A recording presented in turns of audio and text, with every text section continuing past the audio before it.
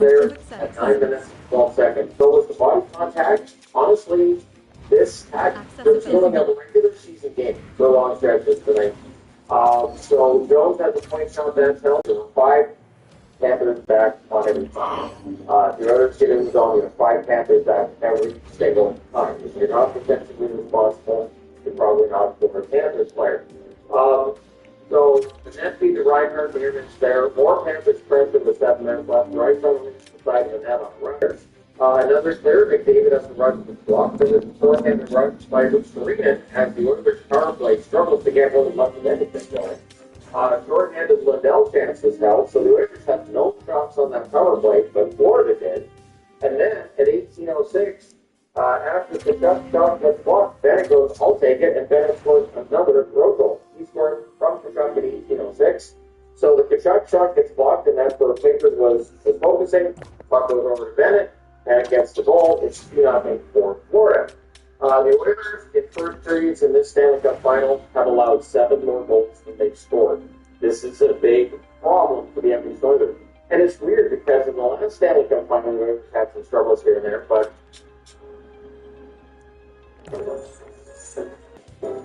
or is it inherent strong differences then? this is different. Every series is different. 1:43 left, so Colson goes to the box, so the Panthers get a power play. Ekblad has to stop the block, they cycle, puck cleared out. Then has the rest of his help, things get pushed in the horn. It's 2-0 for the Florida Panthers. Second period, the Oilers finish the kill, they clear it, but they also waste the puck. So after it gets back to 5-on-5, and this is the thing. The Oilers not able to get those stretch passes, they're not getting a lot of room out there at all. Tkachuk has a turnover slot chance, that save. Good forechecking by the Panthers because it's Florida. The fans call it, the referee doesn't. Marchand fires one high in the rush. The Oilers are struggling to get passing. The Florida Panthers in passing zones and defending really well. King has the rush to draw the power play. So Florida goes out. They clear early again. Right Bill then fires one wide. Puck clear. Perry is near minutes on the rebound. They delete cycle. And then Barkov clears to end that power play. It has 3 shots on net for the Oilers. Panthers process 6.5 minutes. Arvidsson then beats out nicely, so the Oilers can get a change, which was a storyline points during the game. The Oilers getting pinned out a little bit. Delayed game, the Oilers go back to the power play. Skinner has a screenshot that save and cleared the power play killed off.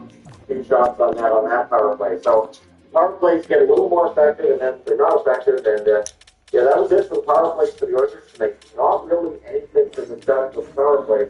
That penalty kill for the Florida Panthers, absolutely fantastic. The shots are 6-1 Edmonton at the half. Ekholm at the one-timer, that's Scott held. Panthers pressed with 6.5 minutes left, relentless on the defense, the checking, the back-checking, the forechecking. Everyone in Florida is bought in. They're all playing the same style of hockey. It is not flashy. It is not pretty to watch. It does not matter. If you're winning, your fans are entertained, and that's what's important.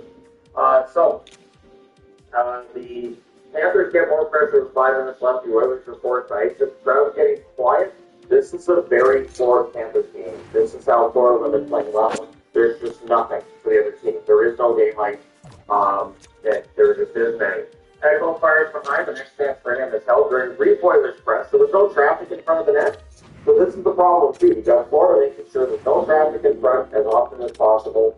The Oilers not getting those dirty goals, those deflections, this kind of thing, right? The Panthers, not a lot of risk for the Oilers out there. McDavid was being shadowed by 3 to 4 players. Most times he has puck. I keep seeing on social media, where's McDavid? McDavid's been invisible. You try skating through 4 Florida Panthers. Every time he has the puck and he starts across the blue line, there's at least 2 guys meeting him at the blue line. Nobody skates through the Florida Panthers like that. Just so you think about fire, but I don't see a way around it. The Florida Panthers are defending so well on McDavid and Draisaitl. Early in the series, they had a lot of room. They were really creative. As the series has gone along, it's like this lifelike grip they have on any offensive chances for McDavid. So should McDavid be able to fight his way through it? Maybe, but nobody's been able to figure this out regularly in the playoffs. No team against Florida in any of the 4 rounds has consistently found a way to get through that Florida defense. So 20 seconds left is a high stick by Draisaitl, and the high sticks for Edmonton are a thing. I think a lot of the time it's frustration.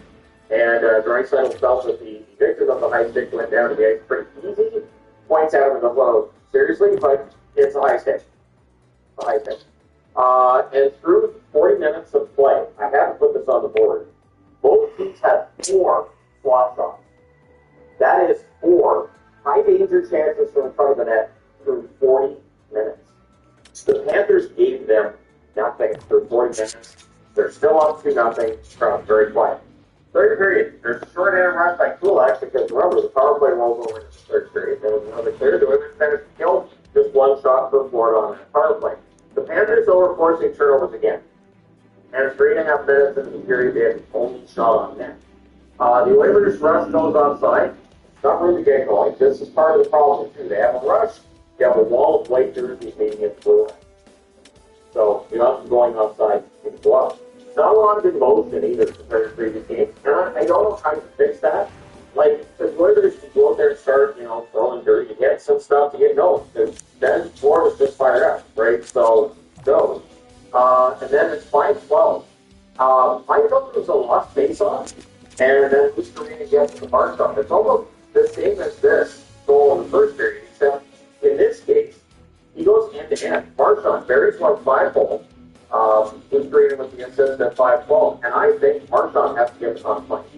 If Florida wins this series and wins the Stanley Cup, I think Marchand has to get it on point for a simple reason. If they do not acquire Brad Marchand from the Boston Bruins, I don't know if they win the Stanley Cup. I don't know that they're up 3-2 in the Stanley Cup final without Marchand, the one provided for this team. And this is another example of why I'm giving credit to Bill Tito for what he built in Florida. He knew to go out and get Marchand at the deadline. And other teams could have tried, but Marchand wanted to go to Florida. So, shots are 3-1 for Florida at 6 minutes. Just one shot for Edmonton at 6 minutes. There's a pro save on Wallman, the Panthers rush, and then at 7:24, McDavid gets his first goal in the Stanley Cup final. He scores on the net drive. The first time he's been able to shake the defense at all in this series. Bouchard net called with the assist, so that makes it 3-1. Oilers look for another 5.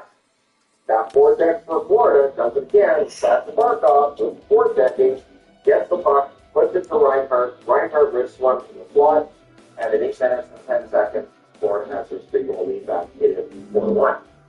Panthers trust for another. McDavid, get back to 3 or 4 defenders on American play. So I again say I don't know what more McDavid can do when he's being blanketed like that. I don't know very many players that could.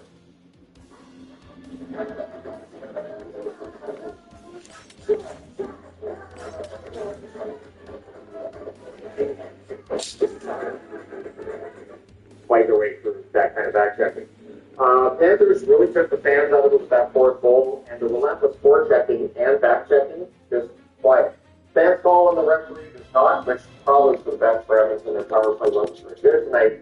Goalie pull happens with 5 minutes left. There's a post for Corey Perry. Kane couldn't very well. The Oilers go offside with 3.5 minutes left. Goalie pull happens again on zone entry at 16:47, or 16:47, I should say. Corey Perry gets his 10th of the playoffs. So he and Marchand both have 10 goals. Draisaitl and Nurse with the assists, and I've already seen articles on, hey, this is mean that teams need a really old forward, a brittle veteran in their lineup. Most teams that win the Stanley Cup have that kind of player in their lineup. Yeah, it does happen. I could definitely do a video on that because that's been the case for a long time. But yeah, Terry gets a rebound here and makes it 4-2, which meant that I started hearing this. Is this a comeback? And I kept saying, no, Florida's not giving him 2 more. You might get 1. You're not getting 2. So the goalie pull happens again, and then 1:39 left. The Panthers ice the puck, and the Oilers call the timeout, which was great for the Florida Panthers. As soon as I saw the Panthers go over the bench, I'm like, okay, so Luke Skorinen, Forsling, Lindell. Yeah, I think Florida's okay with calling a timeout on that icing because they've got their best defensive players. They're able to draw something up, and sure enough, Luke Skorinen hits the empty net at 18:41 to make it one of the most road wins in the playoffs. It was at LA. Anyways, whole other topic, but Florida's very good on the road. They lead this series 3-2, and now they go home with a chance to raise the Stanley Cup on home ice. Shots on net, 8-3 for Florida in the first period. The Edmonton Oilers at home in Game 5 has a chance to go ahead 2-2 in the series. Managed 3 shots in the first 20 minutes. Then they outshoot Florida 8-5 in the second. They did manage 10 shots in the third, but a lot of those were in that second half, and they were already late behind. 6 shots for Florida in the third period. Final shots 21-19 for the Oilers. So 21 shots for Everton. Just a defensive master's last by Florida. Power plays Florida 0 for 2. The Oilers 0 for 3 again. 27-21 for Florida. So not as much hitting as earlier in the series. Not a lot of shots either, and at points in this game it was slow.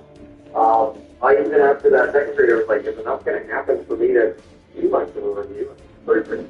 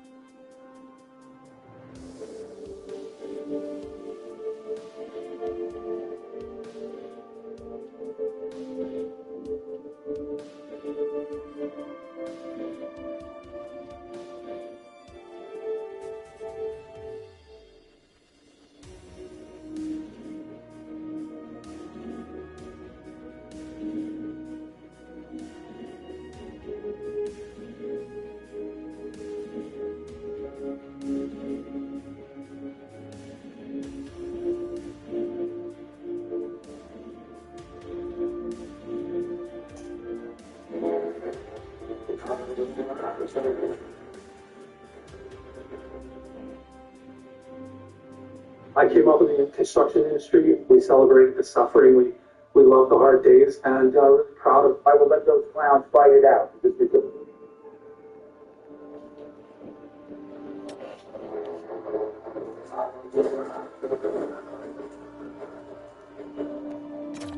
Need to watch me play some Fortnite. I'm down for that, George. Don't you want us to play with you as well? I want you guys to watch out Go Down first before we play together, if that makes sense. That definitely makes sense to you guys too. Where is the lockdown?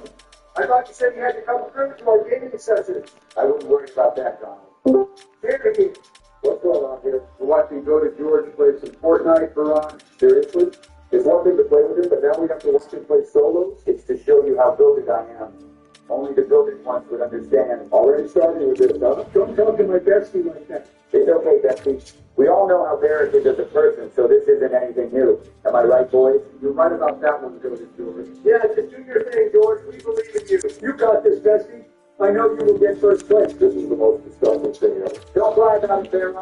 My friends are supporting me, and I fully appreciate their support. Let's do this, boys. Let this nightmare be over. Where do you plan on landing, George? That is Go to George for you. It's okay, Betsy. Joe and Donald don't have to call me that. After all, we are friends, Joe, so I would never want to make them feel uncomfortable like that. We appreciate that, George. I'm curious to see how you play Fortnite. Yeah, to be honest, George, you never struck me as a person who plays Fortnite. What can I say? I guess I'm full of surprises. You can say that again. Is that attitude towards my bestie? It's okay, Betsy. I don't want to add fuel to the fire. Really, that's wrong. That's how this toxic friend group was assembled in the first place. I will make sure Baron changes for the better, boys. Sounds good to us, George. You seriously have the issue skin, though, George? So what? How much did you pay for that? Who cares about that, Ron? That Mika skin is gorgeous. Seriously? Can you move her legs back and forth for me, George? Anything for a friend, Joe. Oh, yes. Excuse me? That's amazing. You guys need to seek help immediately. I was just trying to make a friend happy, Baron. Maybe you should take some notes. Don't worry about it, bestie. I want you to focus up here, okay? Yeah, there are people landing close to you, George. You got this, George. We believe in you. Thanks, boys. I'm going to grab this weapon here and be super aggressive immediately. Where's the guy here? He's not going to, Brock. That's my bestie. She a baddie? She knows she a 10? She a baddie with her baddie friend? I was clean as hell, George. Keep it up. What do you mean, clean as hell, Bill? That was the most disgusting thing ever. You don't have to hate on every single thing George does, Barack. Unfortunately, that's what he does, Donald. I'm trying to improve our friend group by lessening the toxicity. This manipulation is some nasty work. It's not manipulation. Once they came up there to call you, it's definitely going to be gaslighting Master George. How dare you talk about my bestie like that? It's quite all right, boys. I'm not focused on what he has to say. I'm focused on getting first place. We believe that you will indeed get first place, George. We love your confidence. Thanks, Bill. Now let me get another kill here. You're missing your shots right now, though. You got this, bestie. Nice kill, George. Keep it up. Thanks, Donald. Y'all ready for this? Ready for what? See a baddie? You know, see a 10? Oh, hell A yeah. baddie with a baddie friend. Seriously, George? You're going to a boat like that every time you get a kill? He can express himself however he wants to, Barack. Facts. I appreciate you guys defending me from toxic Barra. I hope to make it more positive soon, boys. If you keep yapping nonsense like that, you're not going to get first place, George. My bestie doesn't got nonsense. Maybe it's you who does, though. I love how you guys are all standing up for me. Just know that I appreciate it big time, boys. Speed writing is insane right now. Also, now it's meat riding, and we just want positive gaming sessions, Barack. Keep spitting your facts out, Joe. Okay, well, what is your overall strategy, George? I would like to tell him that speaking to my bestie. It's okay, Bestie. And to answer your question, Baron, I plan on getting a lot of eliminations. You want to dive deeper into how you plan on doing that? It's not that complicated, Barack. Don't overthink it. All right, there are a couple people here, so let me cook, boys. You got this, bestie. I don't believe it. See a baddie, she knows she a 10. See a baddie with a baddie friend. You're seriously going to do that after every kill, huh? Let George be happy, bro. Unfortunately, Barack has a hard time of making people happy, Joe. That's not true. I just think emoting after every kill is unnecessary and toxic. Okay, let my bestie focus on this kill. I got this in the bag, boys. Three shots, George. See a baddie, she knows she a 10. See a baddie with a baddie friend. Jesus Christ, George, you're cooking a damn gourmet meal right now. What hell is it? All the senior cocktails, if I'm being honest. Okay, calm the hell down, Barack. And here's another kill from my bestie. John, you're 78 years old.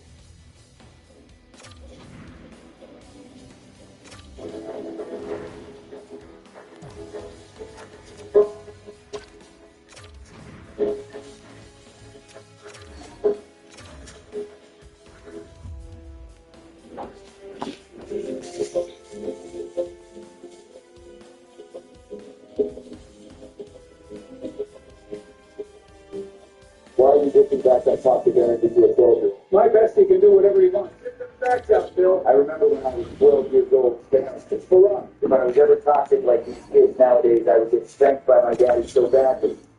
This generation is soft anyways. Ain't that the damn truth? But speaking of getting spanked by Daddy, What? I would love for Donald to do that. Whatever you want, Joe. I just want to make you guys happy. Holy crap, this is Pete Riding. What the hell am I hearing right now? What you're hearing is a positive group, fan of you now. I'm not surprised that you're confused considering how you just like to spew out toxicity. My bestie is 100% correct and Barack is 100% wrong. That feels so good to hear. Okay, keep your pants on, would you, George? Are you just salty that George is cooking right now? Get the facts out, Daddy. He already has 5 kills and we're only a few minutes into this thing. If you mean 5 hot kills, then yeah. Well, I'm about to get a 6th kill right here, so how about you watch my greatness? You got this in the bag, bestie.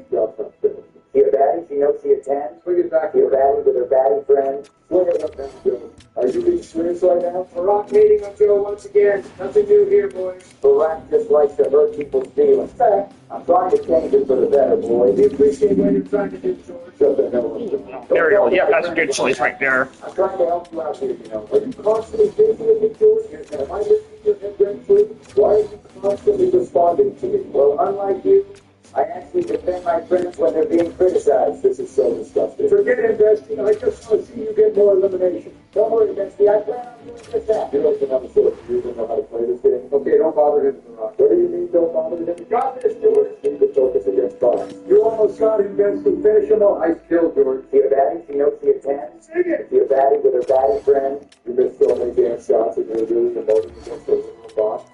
Do you not feel ashamed, George? Once again, Barack is taking away success and happiness from others. For real. Nothing new here, ladies and gentlemen. I'm glad you and Donald came around about being honest. Hopefully, Barrett, you do the same. So much you guys congratulations. There is no reason for you to criticize my bestie. He has 7 kills and is in a prime position to get first place. He doesn't even have a sword. How is he in a prime position to win this game, George? For the people who don't know how to aim with a gun. Big fact. You should take them out of the game immediately. Swords are a part of the game, George.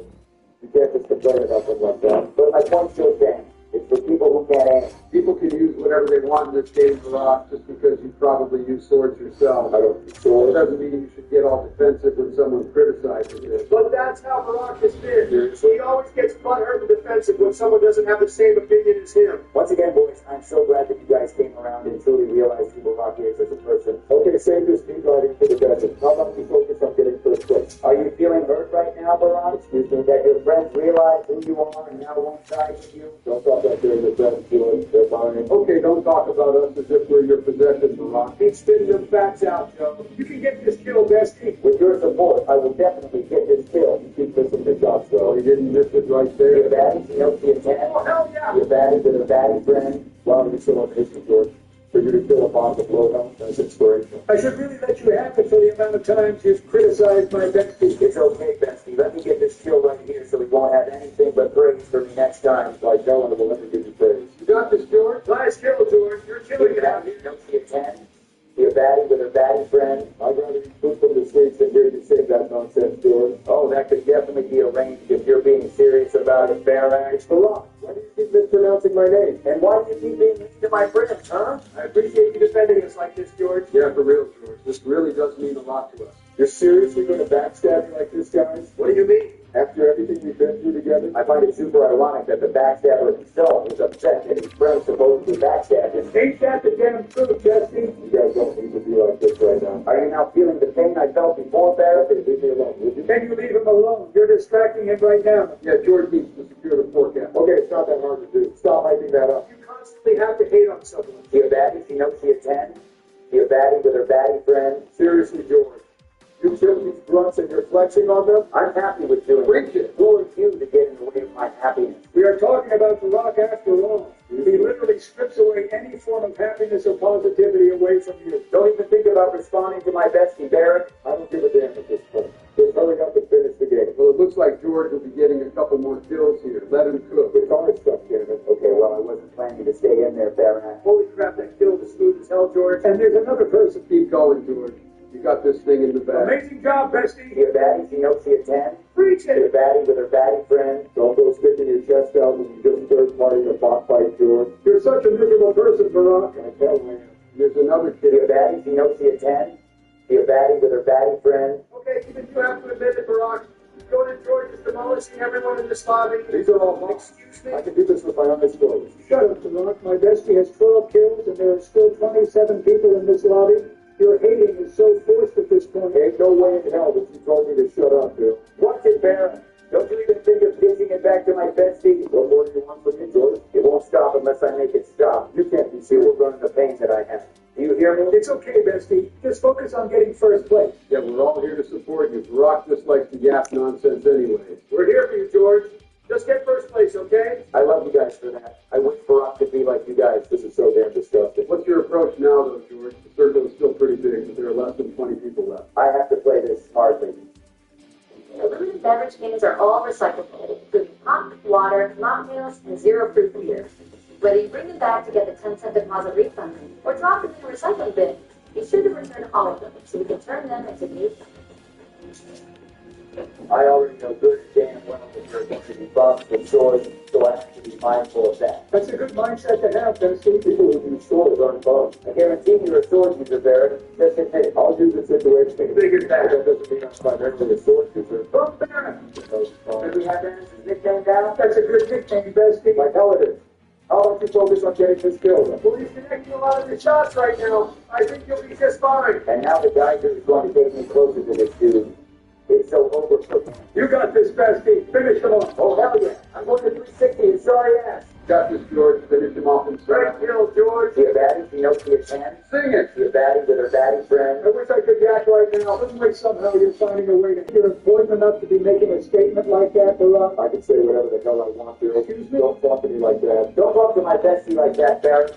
Who do you think you are? My name is Barack. I am Bill's friend. I am Donald's friend. And I am Bill's friend. Well, you definitely don't treat them like your friends, Barrett. Don't even get me started on what you said or done in the past. Okay, can you stop distracting George, Barack? Are you trying to make him lose? You think I'm trying to distract you? Of course you are. You don't want to see anyone happy or successful but yourself. Big facts. That's just who you are. You don't know me, George. Just stop, okay? Don't let delusional Barack get to you, George. Fact. It's time to lock in since there are only 15 people left. I get you, Joe. It'd be be nice to finish this game off with 20 kills with the first place at the end. Well, those are highly unlikely since we haven't seen you kill someone that's not a bot yet. And I highly doubt you can even get one kill in this game, Baron. Do you think this game is hard or something, George? It's definitely a hard game, Barack. Give credit to my bestie. Oh, please. Overwatch is harder than this game. Not this again. League of Legends is harder than this game. StarCraft is harder than this game. I could go on and on and on. I can tell you with certainty what is indeed harder than all of those combined. What the hell is wrong with you, Joe? Don't talk to my friend like that. He's not good. You're incredibly toxic, Baron. You know that? Enough about his bestie. Who cares what he thinks? Seriously, Bill? You're actually going to be like this right now? It's so clear that you hate everyone. It's so clear that you want me to lose as well. Nobody cares for what you have to say, Barack. He wants George to win. And I am in a good position to do so. I have great items and I have full health. I don't even know what the hell you're doing right now, but George. Care to explain? I'm looking for enemies from the high ground, Baron. It's not that complicated. That's a super smart strategy, bestie. Keep it up. Okay, how much speed writing did you guys do in one game? Seven? I love you for that, too, ridiculous. Here we go 1 minute without you talking, Barack. You're actually starting to hurt my ears. I don't even want to hear you talk right now, Donald. It's only boys. Barack is just mad that he's in so much pain. Like hell I am. Your gameplay is annoying me, George. You were just camping up there. My bestie was surveying the environment around him. That's smart if you ask me. And did anybody ask you, Bill? Nobody asked him, but I appreciate how my bestie is supportive of me. Maybe you can learn something. Now, what the hell are you doing, George? This is getting ridiculous. I am carefully assessing the environment around me while being in a concealed place. Nice one, George. It's about playing smart. That was a whole lot of gapping. Just admit that you're camping. George will do whatever it takes for him to get first place, Barack. He doesn't need your approval. I love it when you defend me like that, Donald. I hate everything. Look at here, Barack. Keep it up. In George's defense, Barack, what do you want him to do? The circle is still pretty big for 11 people left. How about just being more active in the game? Don't let the game come to you. Okay, well, how's this for being active then, Baron? You're acting like I have 0 kills or something. Ain't that the damn truth? There's someone flying there as well, George. What are you going to do? I'm going to get the hell out of here. Nothing good comes from fighting people on these islands. Then why in the hell did you go up there in the first place? He can do whatever the hell he wants, Barack. Okay, shut up, Baron. Excuse me? I'm going to be more aggressive now, so how's that? Let's talk more active. Be careful, bestie. Somebody just got sniped from around there. You are so damn lucky you didn't take any fall damage there, George. Okay, let's concentrate, Barack. There's an enemy up ahead. Yes, you only connected on one shot out of 6. It's so obvious that you're trying to make George lose, Barack. Lock in here, bestie. I know you can do this. Looking good so far. Nice kill, George. See a baddie, you know, see a 10? See a baddie with her baddie friend? I love hearing that, bestie. It's been a minute. Are you guys really going to blaze that hard over one kill like that? And are you seriously going to hate on George even more than that was his 14th kill? For real. Okay, here's another person here. Let me get my 15 kills. Once again, it's looking promising so far. What are you going to do now, George? I'm going to use my own mask to juke him out and then head towards it from a different direction. That's actually a really good strategy, George. Great thinking. Thanks, Joe. Hopefully this works out the way that I want it to. Probably won't, since this appears to be a real person you're playing against. You see me right now, Baron? Oh, that was a very nice view. It'd be better if you actually knew how to hit your shots, though, George. Maybe if you didn't distract him, he would hit his shots. No surprise here, ladies and gentlemen. The lead riders are playing into this trash gameplay. Barack, you're a horrible person, you know that? Hey, no, you're going to say that about me when you're good at the lead riding play. Did you just call me player 4?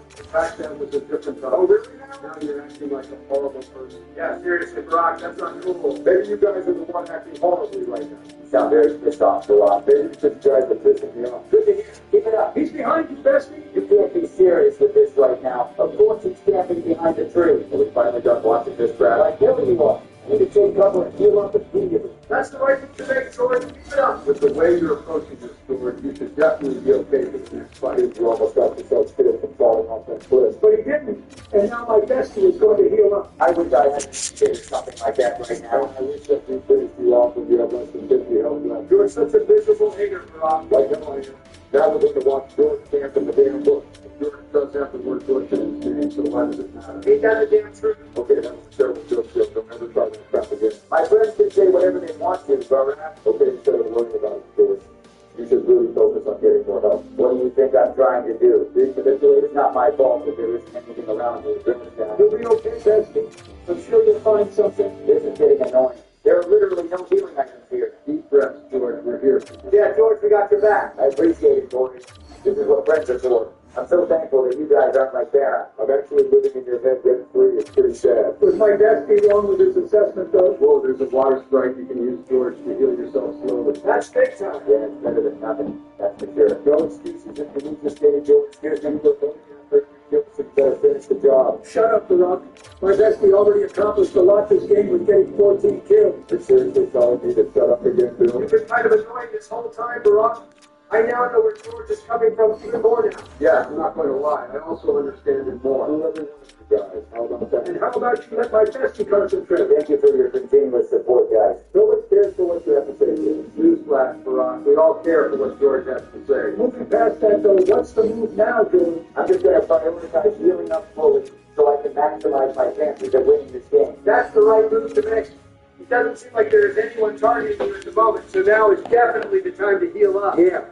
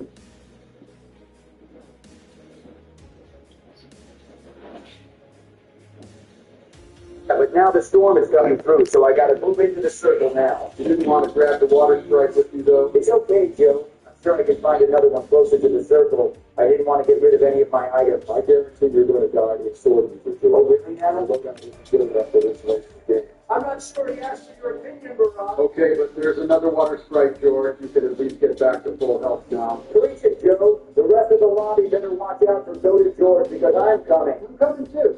Now that you're full health, George, what are you trying to do here? Well, Barack is right about one thing. There will probably be sword users, so I will let those clowns fight it out. Just because they're sword users, that doesn't mean they're fun. And it does though, Barack. Once again, Barack, stop distracting my bestie. What the hell are they distracting me from? They're no enemies in the sight. That's because they're scared of Soda George. Or maybe it's the other way around. Like hell it is. Just doing anyway. I'm a chill guy, Barry. You are the complete opposite of a chill guy, George. Don't kid yourself. Let him do whatever he wants. If it means getting the win, then why does it matter? Barack always likes to complain. That's just how he is. I don't need to hear it from you, John. Okay, enough of the distractions. My bestie's location is revealed on the coin, so he needs to be extra careful of his position. I love it when you defend me like that, Jesse. It's simply amazing. Okay, you're being shot, George. Don't worry, Joe. I'm going to try using the same tactic as I did last time with my own nest. This is definitely an accident waiting to happen. Well, things are looking pretty good right now. Yeah, that was a ton of damage dealt by my bestie. What are you going to do now? Well, I feel like I have no option but to push that in some sort of way. Just be mindful of where the other two enemies could be at, George. I appreciate the reminder, Joe. That's what true friends do. Okay, stop yapping at disgusting nonsense. Well, one person just died, so that just leaves the three of us. Well, there's no way you're reaching 20 kills like you mentioned earlier. That literally doesn't mean anything right now, Barack. For real. George is in a prime position to win the game. Okay, but what in the hell is...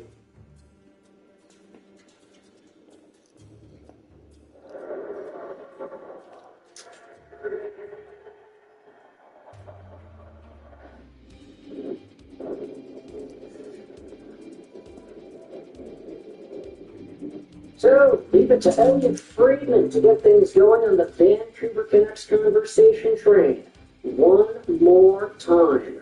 We are diving into some extra thoughts in regards to the Canucks and what their plans seem to be, because we have ourselves some thoughts that Elliot Friedman displayed in his latest episode of the 32 Thoughts podcast. Now, before we dive into Friedge, though, I did want to get a little short thought out there into this video that was tweeted out by Taj and spoken about by Rick Dollywall on this morning's Hopper and Rock. Don't worry, we'll get to Elliot Friedman shortly after. I want to talk about this right here. Take a look at what Dollywall said. So many people around the National Hockey League are baffled by why Patrick Alvin didn't go to the NHL scouting combine. A lot of people are really shocked and surprised that he didn't go to Buffalo. And that is not something that I think anybody is surprised to see. Not the fact that Alvin didn't go, but the fact that other NHL GMs are like, hey, what the hell? What's up with Patrick Alvin? Why is he not coming here? We had spoken about this last week, but whilst the NHL scouting combine was going on, whilst all the prospects were getting evaluated for their physical health, whilst a lot of these guys were getting interviewed and asked questions, and there was a lot of mingling going on between the GMs, they said it was a tamper fest, quote unquote. While all that was going on, Patrick Alvin and Jim Rutherford were in Burnaby checking out potential practice facilities for the Vancouver Canucks. They were not over there in Buffalo trying to get the same mingling done with the other GMs. And so with that, Dollywall was like, yeah, no, other GMs were kind of surprised. They were like, wait, what? What's Alvin doing? Why is he not here? And I guess it kind of leads into the conversation as to whether or not the Vancouver Canucks might even plan to use their 2025 first-round pick. It's very likely that they don't. It's very likely that they trade it away.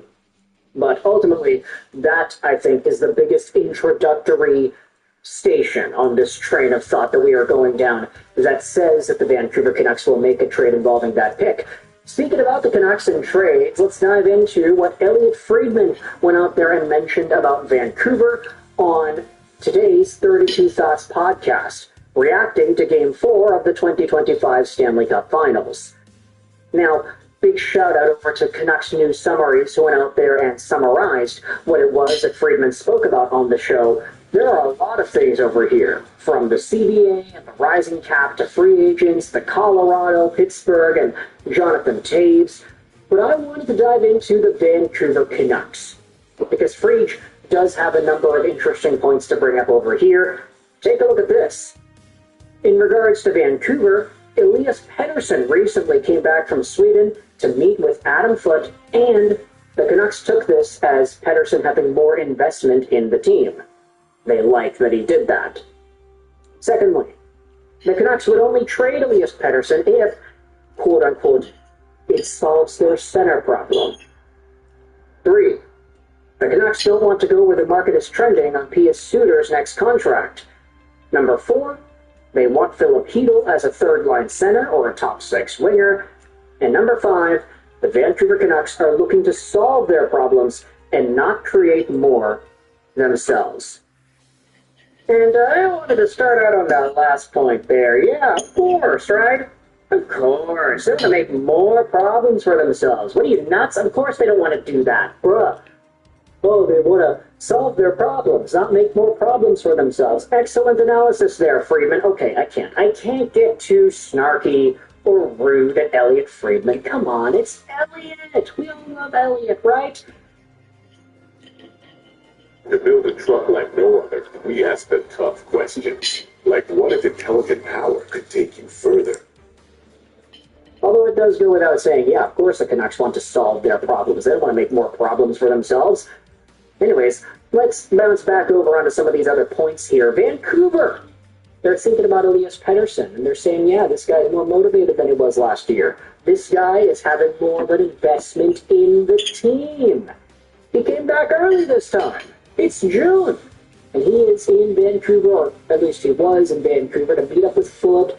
We had heard Foote talk about how he, Quinn, Demko, and Petey all went to golf the other week, and that was a pretty surprising development for a lot of Canucks fans paying attention to the players on this team. So Petey, his headspace is in the right place. He's coming back. He's facing the music. He's hearing it. He's letting that fire get into him. He's letting it burn. Then that's probably the best thing that we could expect out of Elias Pettersson, right?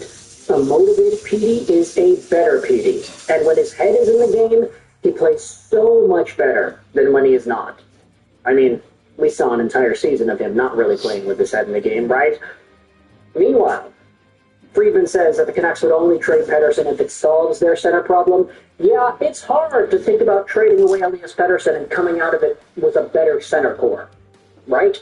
You would need to get 2 caliber centers in order to make that actually work, and the Canucks are probably not in a position to bargain for that based off of what Elias Pettersson had accomplished in the most recent season's worth of play. Sure, if it was the 100-point Pettersson who had blazed his mental the whole year with all those points, then maybe you could get 2 quality centers in a trade. But now, not so much. The Canucks went from having 2 100-point caliber centers to almost having none. And now all you got to do is hope that Elias Pettersson still has that in him somewhere to get that result back to paper. However, if the Canucks wanted to trade PD, I mean, what kind of double whammy center combo are you getting in order for that to go through? You're not re-signing Pius Suter, probably. Teddy Blueger would be the automatic second-line center. Filipino, and you can get into him a little bit later, but, like, what team is going to go out there and trade 2 quality centers for 1 Elias Pettersson? There aren't many, so it would be very difficult to solve the Canucks center problem by trading PD away. The Canucks also, they don't really like where Pius Suter's contract is heading towards. Yeah, that's understandable. He's probably going to make $4-something million a year on the open market. The Canucks want to stick around 3. That makes sense, although I will say, Pius was a 1C for a good chunk of the year. And he had 20 goals. That's a pretty fine player. $4 million, sure. I mean, he's getting paid because of a really big career high year, but you just gotta wonder, man, it's the what-ifs. That's the biggest problem here. If Pius Suter is a consistent 20-goal guy for the rest of his career every single season, then you take that $4 million a year. But the question is he really that, or was this just a very lucky year? Who knows? There are a number of ways you can analyze the way this season went for Pius Suter. And then finally, Vancouver wanting Filipino as a third-line center or a top-6 winger makes sense. If you go 3C, then you would assume you have PD number 1, somebody else number 2, Hito number 3, and then Teddy Blueger number 4. But if you have Hito as a top-6 winger instead, honestly, I do think that's a little bit weaker. Your top 4 wingers would be Jake DeBrusk, Filipino, who the hell else? Niels Hoglander, and then center. And that can be a playoff team with Jake DeBrusk, Connor Garland, Filipino as the top wingers. I don't know, man. At least a few years ago, they had Brock Besser, who was a 40-goal year. They had Elias Lindholm, Pettersson, and Miller all down the middle doing fantastic things. In previous years, you had Kuzmenko getting 39 goals. The Canucks have had winger support over the past few seasons. Even this season, I mean, Jake DeBrusk was okay. Not spectacular, but still fine. But he's technically like the best winger on the team, right? It's him or Garland.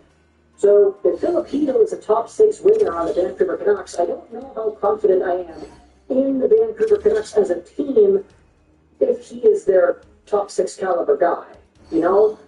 So ideally, the Canucks would probably need to get some more guys.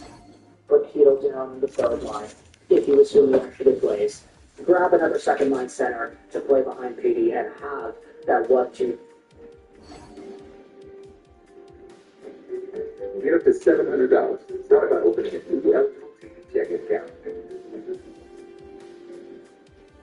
Have a plus a few benefits. Which causes a benefit, loss makes it possible.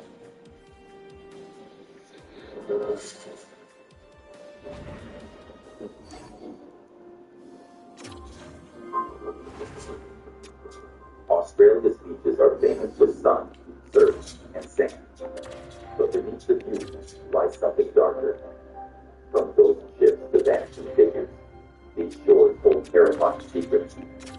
Dare to discover the top 10 most haunted beaches in Australia, if you're brave enough to stay till the end. 1.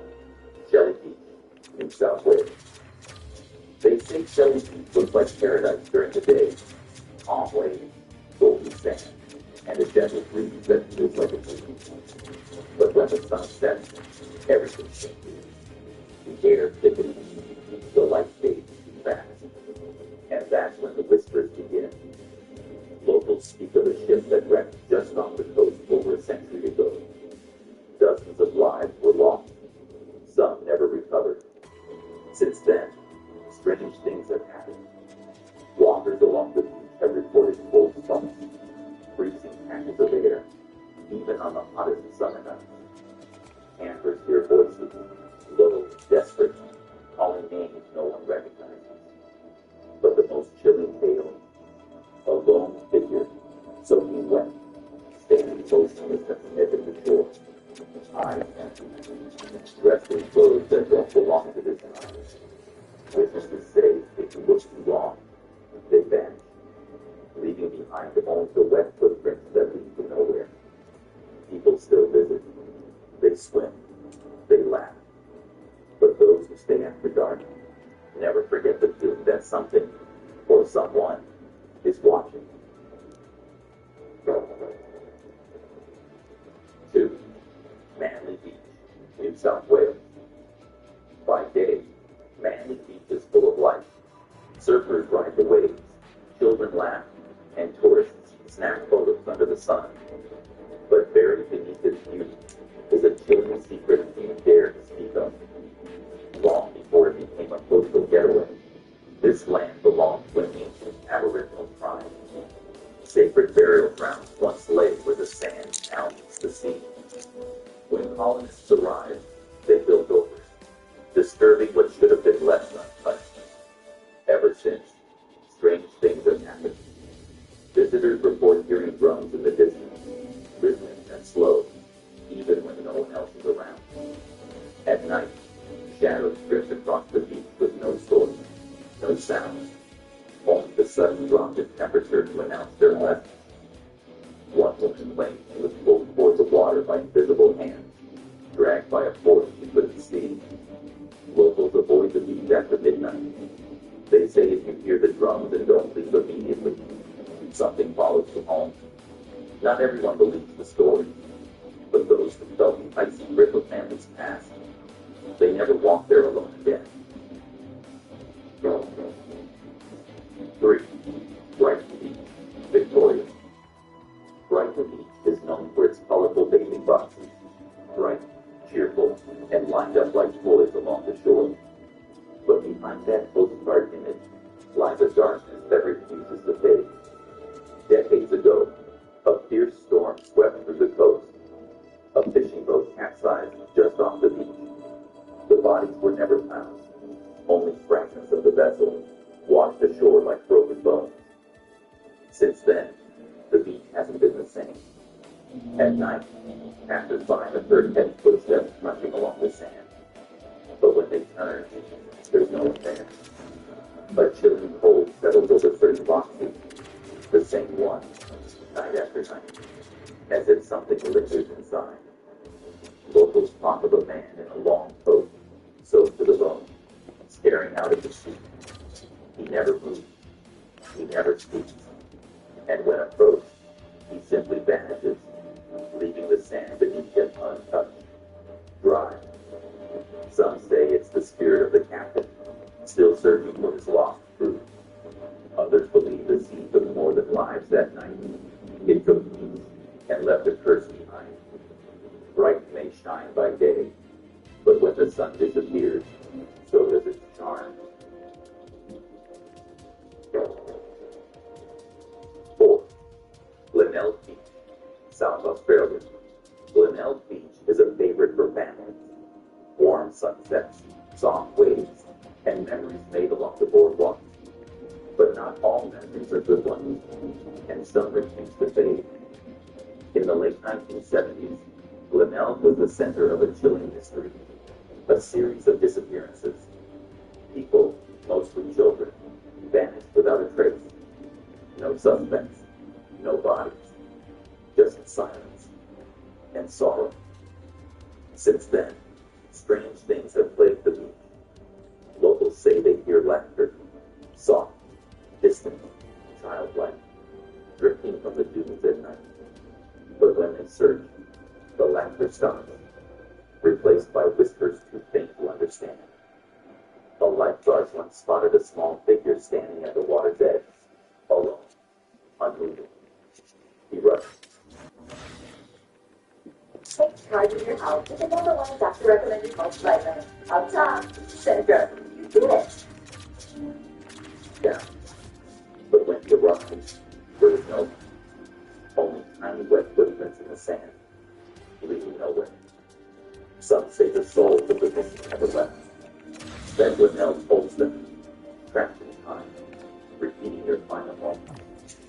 Others believe the beach remembers, and it wants us to remember too.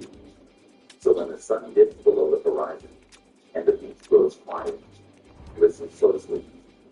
You might hear what was never meant to be heard. 5.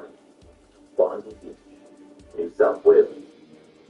Bondi Beach, Australia's most iconic shoreline. Tourists flooded by day, chasing sunshine, surfing. But when the crowds disappear, the beach tells a very different story. Locals whisper about a woman in white. She appears just after midnight, walking barefoot along the shoreline, her dress soaked, her hair tangled with seaweed. She never speaks. She never looks up. But those who see her feel it. A crushing sorrow. A chill that seeps into their bones. Years ago, a young bride was swept out by a rogue wave on her highway. Her body was never recovered.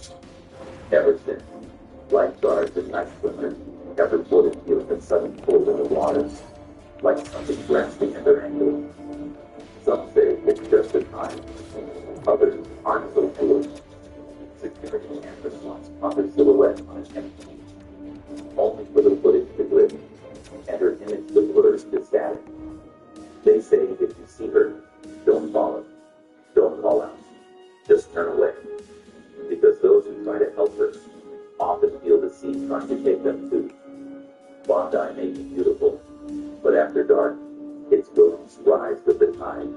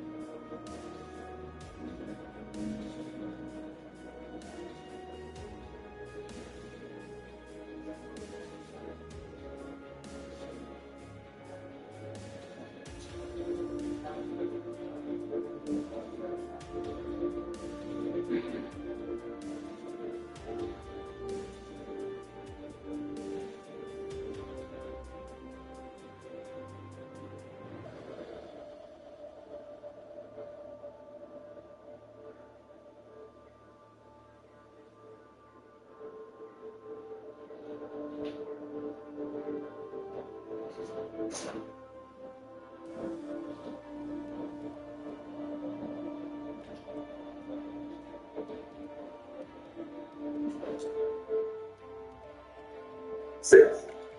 Wategos. Beach, New South Wales. Wategos. Beach in Byron Bay is a picture of serenity.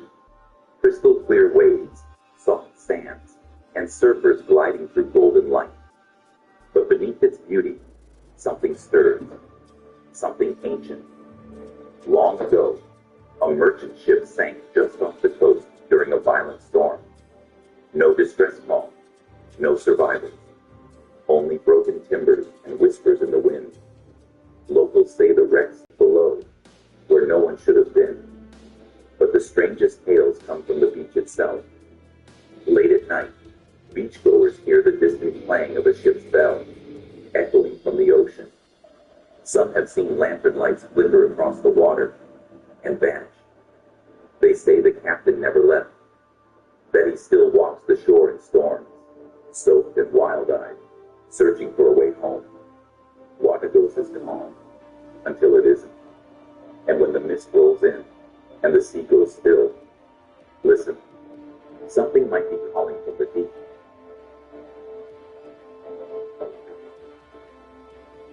7. Bells Beach, Victoria. Bells Beach is sacred ground for surfers. Massive swells, dramatic cliffs, and the roar of waves pounding the shore. How to beat the heat if you're struggling to stay cool in hot, stuffy rooms without an air conditioner. This genius trick cools any room in 90 seconds for nearly zero cost. And it's taking Canada by storm. A brilliant uni student from Toronto University has revolutionized the air conditioning industry by designing a device that cools rooms instantly at a fraction of the cost. Oliver, a clever engineering student, came up with this lifesaver after his uni had to cut costs. Leaving them with no air conditioning during some of the hottest summer days, he and his classmates had no choice. But out there, in the deep blue, not everything rides the waves. Locals speak of the third wave. Not a tide, not a swell, but a freak wave that comes from nowhere. And with it, the Watcher. Surfers tell of a dark figure standing on the cliff's edge during stormy days. No face, no movement, just watching, always watching. Some say it's the ghost of a surfer who vanished decades ago during a monstrous storm. His body never found, his board washed up, cracked in half. One rider swears he felt a presence behind him on the water, like another surfer catching the same wave. But when he turned, nothing. Just the echo of a hollow laugh carried by the wind. Locals avoid the cliffs at twilight. They say if you lock eyes with the Watcher, he follows you, not home, but back into the water. And the next time the third wave comes, it takes more than just breath. Bells Beach may offer glory, but some waves aren't meant to be ridden. 8. Hamelin Bay, Western Australia. Hamelin Bay is breathtaking. Turquoise water, soft sands, and stingrays gliding through the shallows. But beneath that beauty lies a haunting history, carved into the sea itself. In the 1800s, this bay was a graveyard for ships. Fierce storms tore vessels apart on the rocks. Sailors drowned, clinging to splintered wood, their screams lost to the wind. Some were never found, and some never left. Fishermen speak of ghost ships, tall, rotting masts drifting across the mist at dawn, only to vanish when approached. Tourists have reported hearing footsteps on the old timber jetty, slow, heavy, and wet, long after everyone's gone. One night, a local saw a lantern light moving across the beach. He followed it, thinking someone was lost. But the light stopped suddenly, and when he reached the spot, all he found was seawater pooled in the shape of bare footprints, leading straight into the waves. The stingrays may welcome you. The sea may sparkle. But when the fog rolls in, Hamelin Bay becomes a doorway, and something on the other side is waiting to step through.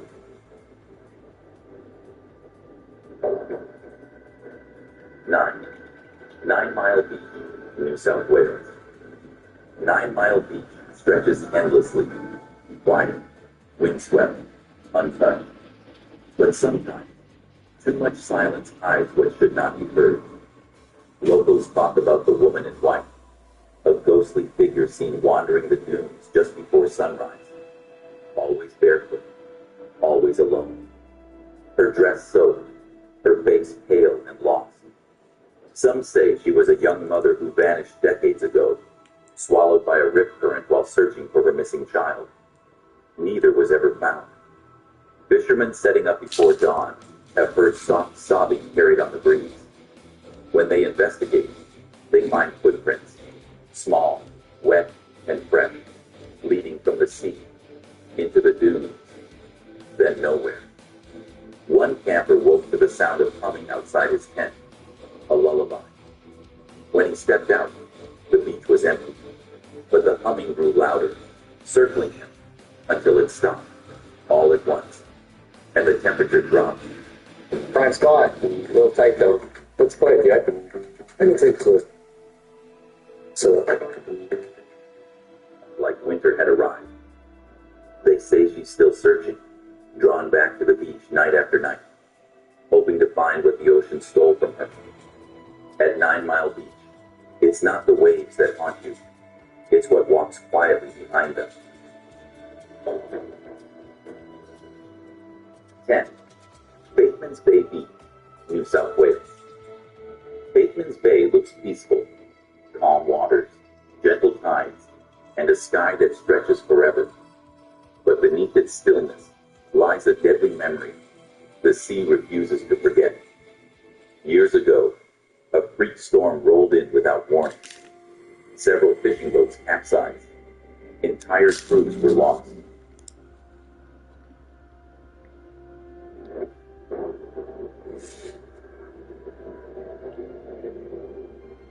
So there are a number of ways that we can attack this topic.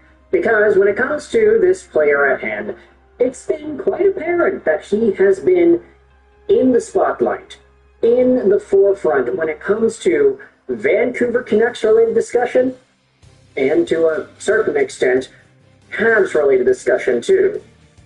In this video, what I want to do is dive into a whole bunch of the updates that surround this player and his time in the Minnesota Wild, and dive into whether or not Vancouver is the most likely destination here. I don't know, we gotta get into the Habs conversation into it as well.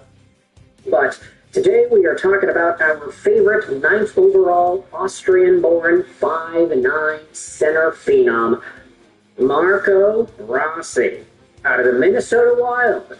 Let's dive into a whole bunch of summaries and updates in regards to Rossi that link him to the Vancouver Canucks, that link him to the Habs, and of course all the other teams that we can discuss.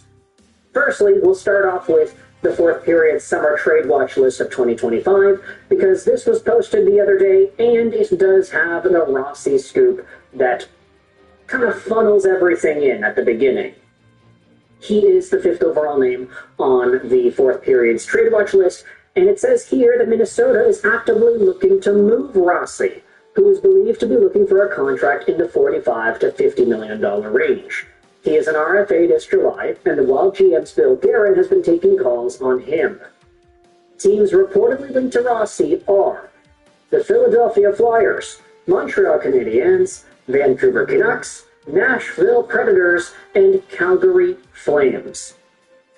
Now, I just gotta say here at the beginning, good luck if Marco Rossi gets traded over to Philly. I can't wait to see how Rick Tocchet's gonna ruin him and Matvei Michkov. Okay, I should really stop talking about Tocchet. That was totally uncalled for.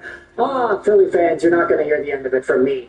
But ultimately, this Marco Rossi Montreal thing is an angle that I think a lot of Habs fans would be comfortable with. There isn't necessarily a disdain for smaller players in Montreal, and I say that fully knowing that Martin St. Louis, Wayne Hudson, Cole Caulfield, and to an extent Nick Suzuki have all prospered in this organization.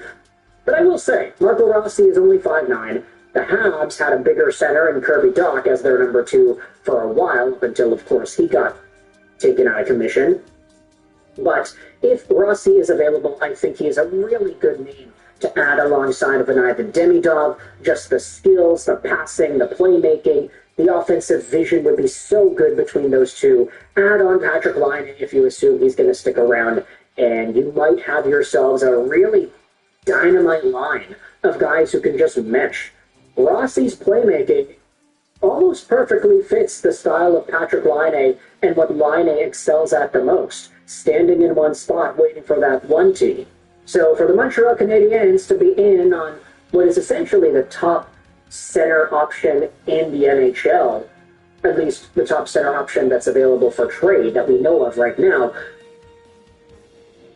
Basically, savory puree nachos that takes the natural treat. Yeah, it makes sense. Yeah, they need a guy to play behind Suzuki. It's not going to be Dvorak. Kirby Dach has been out of commission. You can't really fully trust him to be that guy. So the backup plan is kind of necessary here, and it does look like Marco Rossi can be that guy. As for the Vancouver Canucks, there were a whole bunch of other topics, not just talked about on the 4th period, but a lot of other conversation points surrounding Rossi in Vancouver. There was a Radio hit with Canucks Central, Dan Riccio, Satyar Shah, talking about how Marco Rossi is the home run play. He's a pretty big boom or bust type of move. There were conversations from Thomas Drance and the like, going out there and debating whether or not a Rossi-like asset would be beneficial. And then there were the insider scoops from Michael Russo, who does stuff, of course, for the Minnesota Hockey Beat in The Athletic and others. He went out there and posted how the Rossi situation with the Wild has become more complicated, and Canucks News Summaries went out there and summarized this very same article. Let's dive into it here. Marco Rossi. The Wild were looking to trade him, but they want to do it and get a center back. Bill Guerin has stated that if he trades Rossi, he doesn't want to make the team worse. Too many teams want to add, and not enough teams are looking to subtract. The writer here, Russo, wonders if a short-term but high AAV contract would work for Rossi, similar to the Hurricanes and Martin Necas. The Canucks do have interest in Rossi, and the Wild probably want a resolution before July 1st. So, this also is intriguing because it's like, yeah, one of the main Minnesota beat reporters has been banging this drum the whole time about how the Vancouver Canucks are in on Rossi. The Canucks want Rossi. Yeah, Rossi could get traded. Vancouver's interested. It's always Vancouver, Vancouver, Vancouver. And I do think that there is a lot of smoke underneath that fire. In fact, it's gotten so big that Canucks News Summaries summarized a Michael Russo podcast hit. This was him on the Talk North pod. And Canucks News Summaries even says, I know I've done a lot of recaps about Rossi, but he's the only player that's been linked to the Canucks by multiple sources. And this is all that Russo has to say about Rossi in regards to Vancouver on this podcast episode. The Wild and Rossi have had some conversations, but they haven't been able to make up the gap between the two sides. The pressure is starting to get to the Wild. The trade market has not materialized, though, the way that they thought it would. A lot of teams are looking for a number 2 center, but Rossi is probably viewed as backup option. A lot of teams here are lukewarm on him. The Wild didn't help themselves by the way they treated Rossi in the playoffs by not playing him. He's been devalued, Russo says. The Canucks are one team that have a decent amount of interest in him. Meanwhile, Russo's report here completely contradicts what was said on the fourth period because he says the Canadiens have no interest, and he's hearing that about some other teams that also want a number 2 center. The rest of the hit goes into a bunch of extra info about Rossi, how you can compare his profile to Brad Marchand, they were the same age, how Rossi doesn't want a bridge deal, how he had already turned down a 5-5-5. I will say, the contract demands are a little bit scary here. But it's not like Rossi isn't worth it. The guy had 60 points this previous year as a second-year NHL full-time player, and whilst producing those 60 points, he had himself a very good run. He's only 23 years old as well. Rossi has a lot of potential, but it seems like Vancouver is one of the only teams at the moment that is super linked to this guy, because all the other teams we have seen, okay, conflicting reports about Montreal, we are hearing Philadelphia, we're hearing Calgary. I mean, Pierre LeBrun said that Calgary is also in on him too, but more people are saying that the Canucks are a main target. So, what gives, right? Who really knows where Marco Rossi is going to go? I'll say this, I am pre-recording this video on Friday, June 13th. So there is a world, potentially, where Marco Rossi actually does get traded, and he is somewhere else by the time this YouTube video is public on the internet. And at that case, yeah, well, you can totally make me out to be the fool that I am, because we're pre-recording videos about guys that could get traded soon. But I'm going to take that risk and assume that Rossi is not traded just yet, and dive into the Canucks and Canadiens angle of it all. If Montreal really isn't interested in Rossi in the way that Michael Russo is talking about, then hey, David Vignani got fixed it up on your website, I guess. But I would want you to know your thoughts in the comment section below about this Marco Rossi trade update and how it's looking really big for the Vancouver Canucks. And with what they're trying to build, it's starting to steer a lot more in that direction, it looks like. So with all that in mind, let me know your thoughts.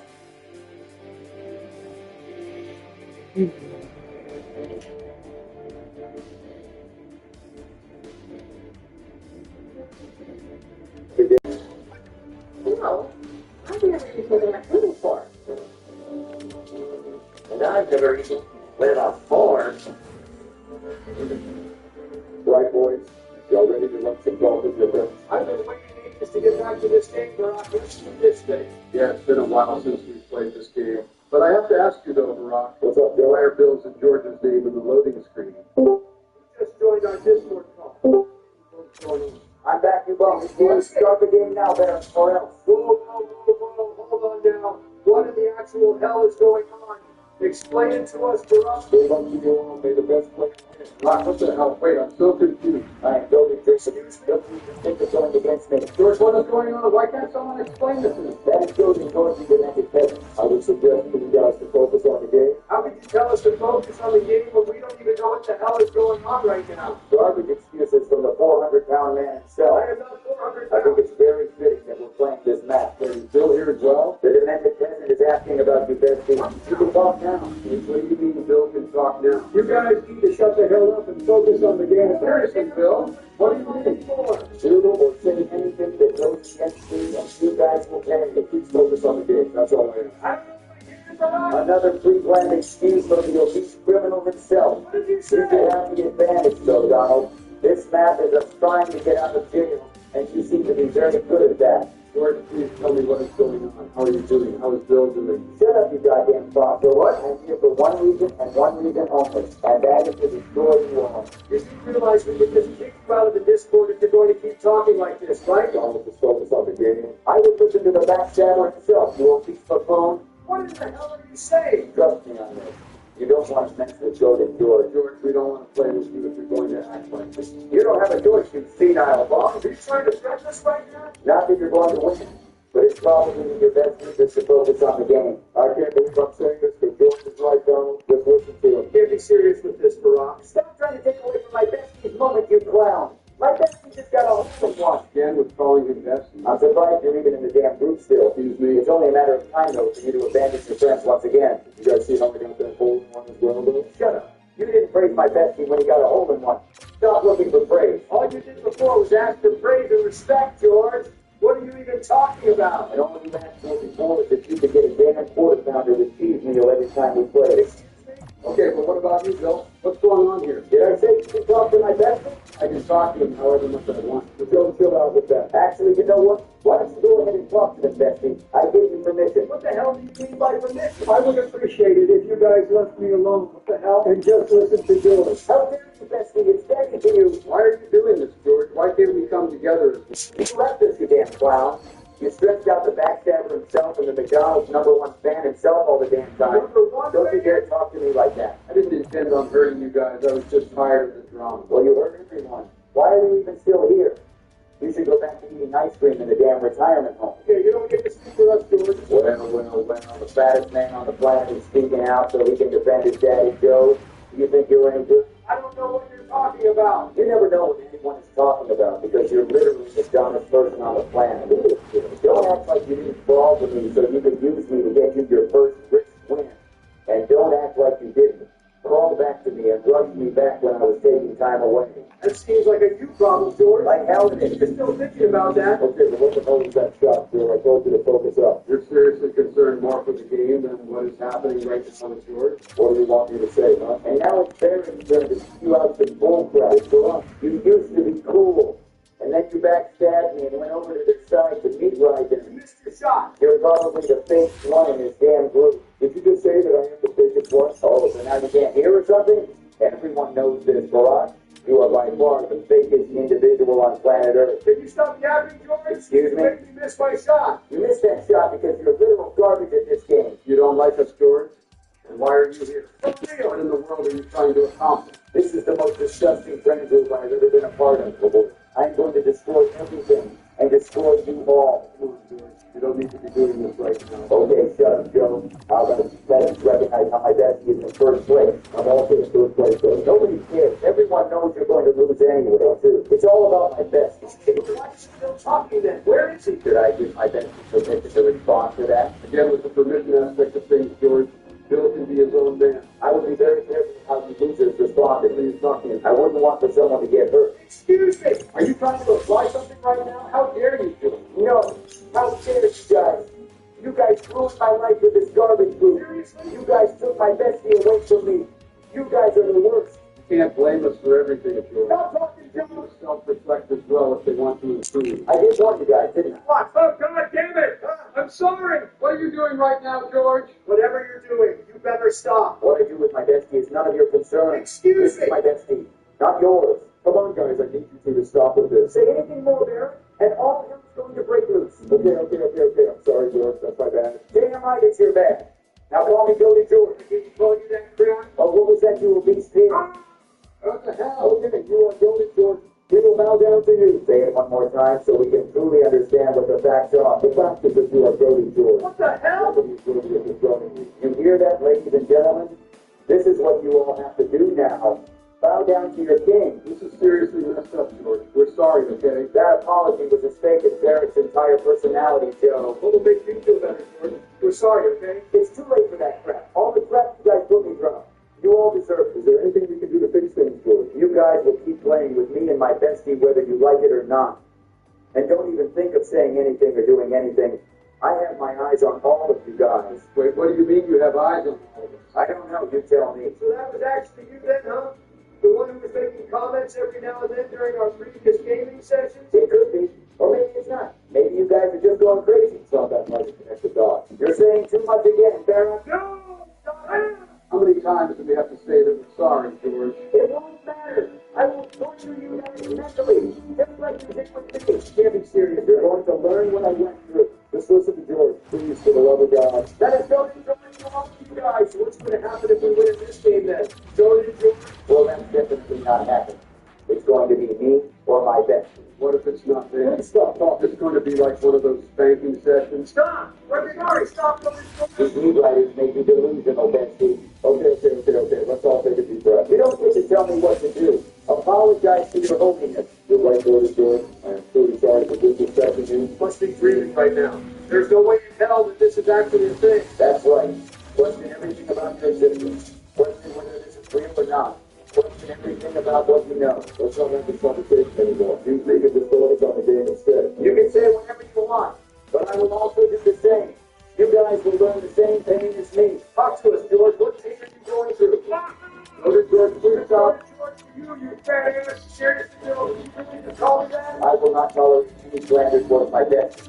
Can you hear me? We got you, George. I apologize for novel. I want to hear it from the 400-pound man himself. I am not 400 pounds though. Damn it, dude! No! You want to try that again, you dumb donut? Holy crap, Donald, just give him what he wants. You're right, George. I will not say anything to your bestie. That is my bad. Damn right, it's your bad. Now, how should I punish you so I know you actually learned your lesson? Whoa. Hold on now, George. I am What Goldie. do you mean by punishing him? Is that you talking back to me, Barrett? No, I'm sorry. I'm just wondering how you're going to punish him, George. Well, since you guys are my servants, you guys will do whatever I say. This is going to be, George. You and Barrett will criticize the 400-pound man himself every time he talks. How's that? Wait, what? Isn't there anything else we can do about this? Is that you talking back to me, Joe? You can do that, George. But can I ask you a question, though? Make it quick. We're halfway into this game. Is this punishment really just based on Donald's instance of talking back to Bill? You mean my family friend? Yes, it is. That's my bad. Donald ruined so much for me. From bringing me into this group to rushing me back into the group. He deserves this punishment. You cannot be for real. I think you have someone to do, right? We're on it, George. Are you guys actually serious with this right now? Hurry it up. Hey, Donald, your pretty side is pretty precious to you, huh? Where is this going? What are you talking about, Barack? Is that why you protected the lawyer's staff? Excuse me. Okay, that wasn't too bad, Barrett. I know you think you're better than those girls. Hey, Donald, relationships are like fat people. They just don't work out. I cannot believe I'm being talked to like this right now. What are you feeling right now, Donald? This and everything. These are my close friends, and I cannot believe that they would talk to me like that. Wouldn't it make you feel better to let your anger melt towards them instead of owning him? Come on, George. Got another word from you, Barrett. I asked Donald a question. I don't need to dish it back, though. Go to George. I need to focus on the game we're playing. Oh, but I don't think I like the idea of two of my servants attacking the other servant on a personal level. What are you trying to say, George? I think I need to each give you and Demented Joe a punishment. I don't think we need to go that far, though. Are you sure about that one? No. Okay. What do you want then, Cody George? I am requiring you to dish back any comment made from Barrett and Joe. You will say crap to them whether you like it or not. Is there any other alternative, though? Shut up, Donald. Will do. There is no alternative. And to be brutally honest, you should want to say crap to Barrett and Joe. They have treated you complete garbage, and they don't actually care for you. They just criticize you, too. Donald, please just keep an open mind. That's all I'm asking you. Did I give you permission to talk, Jim? I'm sorry, Cody George. You better be. Now what are you going to be, Donald? Okay, fine with it. Like how it is. You will respond with your wishes, my command, my holiness, when I ask you again. Okay? I got you, Cody George. I am requiring you to dish back any comment made from Barrett and Joe.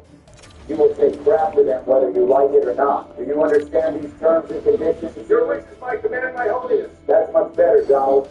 I expect great things from a great servant like you. Just that's why I thought I'm in first place right now. I didn't appreciate your comments, Sarah. It's too long. You know how to handle this, right, Donald? Of course I do, Cody George. We're really going through with this, Donald. Now's your time, Donald. Let them have it. Barack, nobody actually likes you. Excuse me? You think you're some hot shit, but in reality, everyone thinks less of you when you're not around. Come on, Donald, you don't actually mean that? It came out of his mouth, though, Joe. And I think you and Barrett are required to dish it back. Come on, George. Please let us apologize to you. We really mean it. Shut up and do whatever I say, Barrett. Barrett, you can? You out of all people should know what will happen if you don't. And what is that supposed to mean? Stop! Then I need Joe and Barack to do what I tell them to do. That's what you mean. Dish it back to Donald, you damn peasant. Hey, Donald, you think nobody likes me? Just wait for what they have to say about you. What in the world are you talking about? Not that fair. Joe, it's your turn to say something to Donald now. Hey, Donald, you have a lot of issues, but the biggest skill issue of all is your weight. Not too bad, but I know you guys can do better. Please, Bessie, let's play the game. You don't need to talk. Did I give you permission to talk, Bessie? Your best is to be a lot to do, Cody George. Don't hurt us. Hurt us instead. Well, it looks like you're already doing that to yourself. Everything will be burned to crisp. You hear me? Moving forward, when we focus on the game, I'm glad you brought that up since you guys can watch me complete the whole turn while everyone is falling apart. There's still plenty of game left, though. I don't appreciate being talked to like that. I need you to say stuff back to them, Bessie. Delusional Donald back at it. Ladies and gentlemen, Cody George will crush you over. Oh, man, it felt so good to hear. I can't believe what is going on right now. This feels like a nightmare. Which part of it feels like a nightmare, you obese donut? Your garbage gameplay? Or how your friends are not actually your friends? Come on, shut up, man. Do you literally see how those 200 servants are playing right now? They are literally throwing the game away. If I'm being honest, though, Cody George, it's kind of hard to pay attention. I didn't appreciate that response. Deep breaths, Cody. Barrett, it's your turn to say something to the demented old hag. Joe, you and garbage that played up, and you are the main reason why we lost. What the hell? Those were Barack's words, not mine. Are you starting to understand how disgusting this friend group is? I literally cannot focus on the game. I'm sorry, you guys, but I'm no longer in a position to win. Once again, a fake apology from a fake person in the group. He dirty. But you know what, though? I give my bestie permission to talk, but he knows what to do from here. Wait, really? Shut up, Barrett. What? Why do you keep talking to me like I'm your bestie? I'm my daddy's bestie. If you're going to keep talking like this, bestie, then you might not need my permission to talk anymore. I'll do whatever you want, bestie. You're doing a great job so far.